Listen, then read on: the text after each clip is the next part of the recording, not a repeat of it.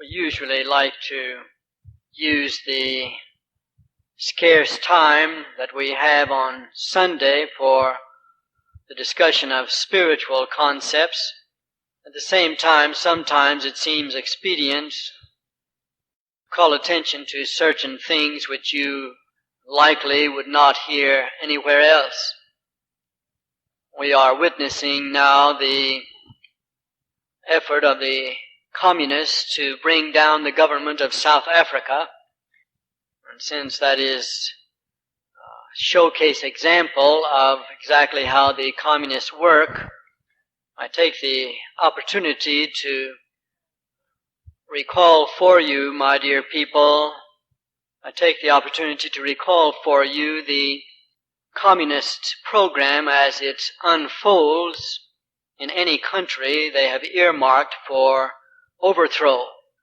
Communists have religiously followed the ideals of Karl Marx and the stratagems of Lenin since they took over Russia. Everything that they do now is more or less a rerun, and they have refined their procedures over the course of this century. And of course they have great assistance now because the international media have been sufficiently infiltrated that the people of the world are going to be befogged with all kinds of misleading information, all kinds of deception, and of course seldom is the exact story told. Anyhow, these are the 6 steps for the communization of a country. First, there is the creation of the Communist Party. Secondly, there is the mobilization of the revolutionary force. Third, the revolution itself, whereby the party, under whatever guise and under whatever label, succeeds in establishing its own government. Fourth, they establish the government under some name, such as the National Democratic Party or the People's Republic or something of that sort. They have not as yet called a single country they have taken over communist, at least not in their name. They do call them socialist. The fifth step is the openly socialist government, and the 6th is the linking of this government with the other socialist governments of the world, which is to say they make what they have done increasingly public, and they bind that nation into the international socialist network. With regard to the creation of the Communist Party, that usually takes place both on college campuses and within labor unions. They always seek to recruit the young people, simply because young people are more easily deceived, they're more idealistic, and they are inclined not to see things broadly. Rather, they can easily be excited, agitated by the recounting of grievances. Once they have enough party members, they have to organize the revolutionary force, and they do this by the establishment of what are called fronts, which fronts are established to attack the government on the basis of certain grievances. No matter what country you find, there is bound to be something which the communists can use to agitate and to rub a sore among the people. In Canada, for instance, one of the most peaceable countries in the world, they made something of bilingualism, insisting that the country should be bilingual, that every government statement and all government signs should be both in French as well as in English. In this country, of course, they have used the element of the differences of racial backgrounds and national backgrounds of peoples. They've sought to agitate the Negroes and the whites against each other, the Indians against the whites, or against the rest of the population, and they've made an effort to organize the Mexican Americans, whom they call Chicanos. In the Philippines nowadays, they are busily agitating against the government of President Marcos, and in El Salvador they have already succeeded in setting about the redistribution of property, because so much of the property was held by the landed Spanish descendants of that country.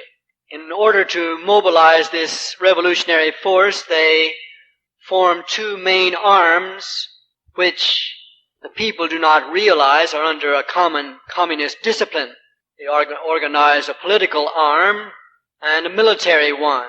In South Africa, that political arm was the the African National Congress. When the government outlawed that as a political party, then they established United Democratic Front. He would be very naive to imagine that these two groups, these two parties, do not work hand in hand, even though the left-wing press would never say so if it is discoverable.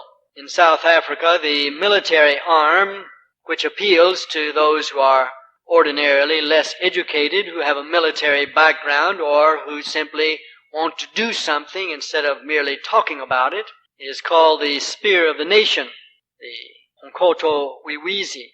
Then they begin to agitate among the people, and usually it happens that only a minority of the people will join in these efforts, which requires that they suppress all exposure to what they are doing and suppress all opposition to themselves.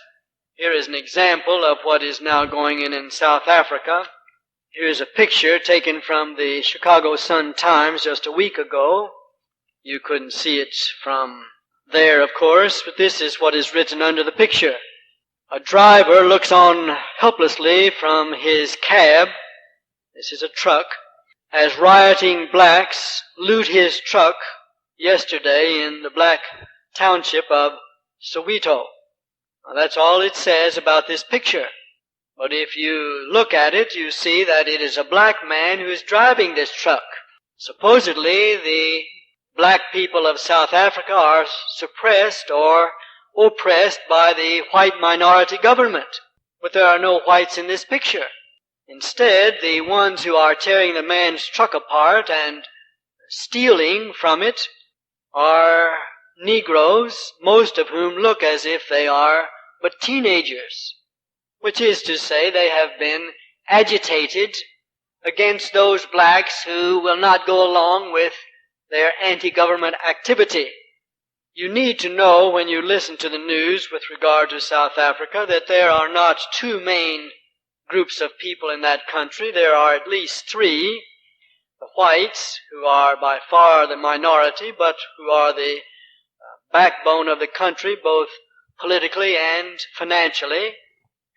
The whites are the descendants of the Dutch settlers of that country. When the Dutch went there, there were no blacks at all, something that the press will never say to you. The reason why the others are there is because the Dutch or the Boers established a stable government, something that the blacks to this day have seldom been able to establish among themselves. The second element of the population are called coloreds, and they are comprised of the mulatto groups as well as a large contingent of Indian peoples and very many refugees from other black nations of Africa, already suppressed by black dictatorships of a socialist variety. The largest element of the population are the blacks themselves. Their color is decidedly black, and they are all tribal peoples. They are used to a tribal form of government. They are not used to voting. Rather, they are used to acting through their chieftains. They have, among the tribes, a council, And these council members are made up of the older males of these tribes. This system works out perfectly in that country, and the blacks have had generally nothing to do with these Communist Front organizations. That is why these youths are tearing this black man's truck apart, because they have been agitated to do so.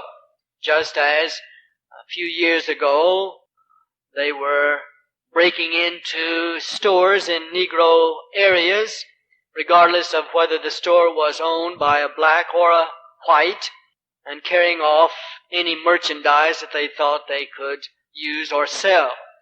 Mainly guns, televisions, and boom boxes, radios with stereophonic amplifiers, etc. Once they have succeeded in weakening the government to a sufficient extent, the communists mobilize a counter-government. This can be either on a national scale or in various parts of the country. In China, they organized from village to village, and when they went from one village where they had taken control to one where they had not, they immediately rounded up the leaders of that village, put them to death, established their own leaders, and then they required that everybody in that area accept their control or face the consequences. They would immediately then organize their re-education classes to make sure that the children and everyone else understood that they were better off for this new arrangement. We know what's going to happen in South Africa if this procedure is allowed to happen, because it has happened within the last 10 years in neighboring Rhodesia, now called Zimbabwe. And the people, the white people in that country, a large number of whom are refugees from Rhodesia, can describe in detail what the communists did to the blacks as well as the whites in Rhodesia in order to bring that government down, which affair was looked upon by the British government and the United States government without concern, without so much as a word about what might happen. Even though Rhodesia had sent troops to fight with the United States during the Second World War, even though Rhodesia never borrowed a cent from this country and owed no money. Since its fall, of course, it is necessary now for the United States to prop that government up with funds, with debts which will never be repaid.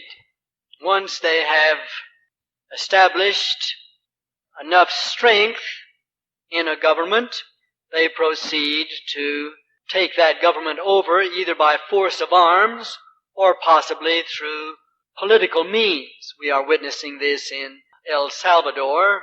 Whenever you hear that the guerrillas want to negotiate, that means that they have come to a standstill.